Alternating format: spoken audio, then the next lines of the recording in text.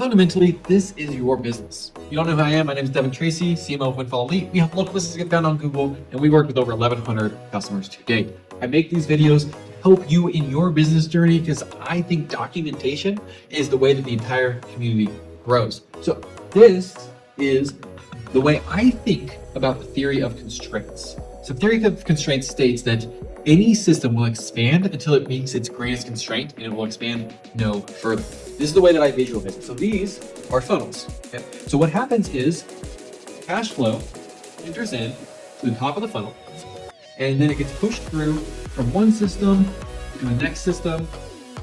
But what happens is at the bottom, the cash flow is only as wide as it was in the narrowest funnel.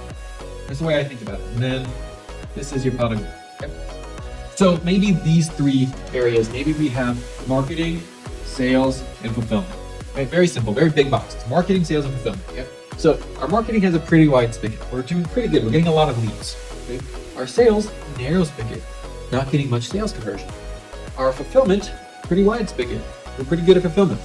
Still have a narrow cash flow because our greatest constraint. So the theory of constraints is an approach to business. And the reason I'm sharing this is because I think this can be a huge game changer for you. At least it was for me when I realized that as the CEO, CMO, and a CMO, but we're a small team. So when I realized that as the founder, as the owner, you have one job.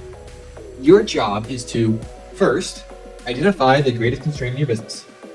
Second, so that's step one. Step two, fix that constraint, widen that funnel. 3, repeat. As the owner, you should only ever be doing one thing, either identifying the biggest problem or fixing the biggest problem. There should only ever be one task list on your plate. So maybe it's sales. Now in sales, as with marketing and fulfillment, when you zoom in, you're like, we have a sales problem. This is the big map right away. KPIs, how do I know where my problem is? Well, if your end of the day final close rate is lower than industry average, I get a 5% close rate when the industry gets a 15%. All right, good chance that's probably the biggest constraint, right? However, maybe everything's actually underperforming, right? So marketing, maybe I'm only getting at the end of the day 10 leads a month, and maybe I should be getting 30 leads a month, right? Or maybe I should be getting 50, I don't know. I'm making things up because I don't know your industry. And then maybe fulfillment also has problems. We have all sorts of holes there, and as a result, we have a high churn. Maybe our customers churn at 35%, so they only stay for 3 months, real bad. All of those are problems. So if we have a bad business, how do we know what we should focus on first? I like to play a game that I call the 1%. Which of these things, if they change by 1%, will have the biggest impact on your bottom line? So marketing, I'm really only getting 10 leads a month, but I can't think of this in 1 month. I'm probably gonna have to think about this in a year. But in a year, that's 120, right? So I get 120 leads, I'm only closing 5%, okay? So if I close 5%, that means I'm closing 5% of 120 is gonna be 20, I'm sorry, 5% of 120 is gonna be 5 and then 1, so it's gonna be 6. So I'm only getting 6 closes a year, that's only 1 every other month, right? But they're also churning at 35%, which means that I'm actually only having really 1 customer at a time, kind of, right? Like, it's a pretty bad business. Okay, which do I fix first? Well, let's say I increase my marketing and I'm able to get this up by 1%. So it goes up from 120 to 121, right? New number is 121. 5% of 121 is still 6. Didn't change anything, right? 35%, what if I get that down to 34%? They're still churning in 3 months, right?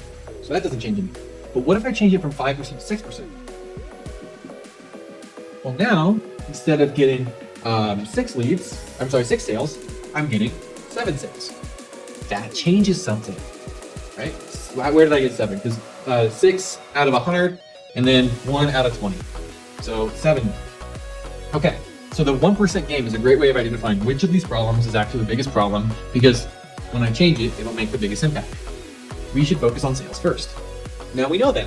Now, when we do focus on sales, you're going to find, as you find with all these categories, that when you zoom in, they're their own funnel stack. Because sales isn't just sales.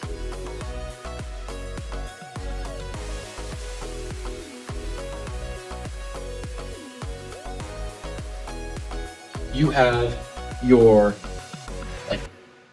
first call show rate, you have your second call show rate, you have your close rate on that second call, you have your follow-up rate, you have all the, right, you can break it down, you have lots and lots of steps.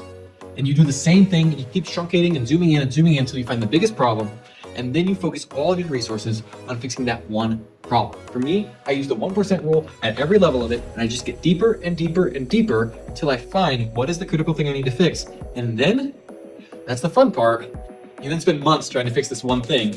And with such a low lead flow in this case, it's gonna be hard to know if you fixed it. So I would actually recommend in this business, even though that sales was the biggest change, we also need more leads to be able to test our sales process.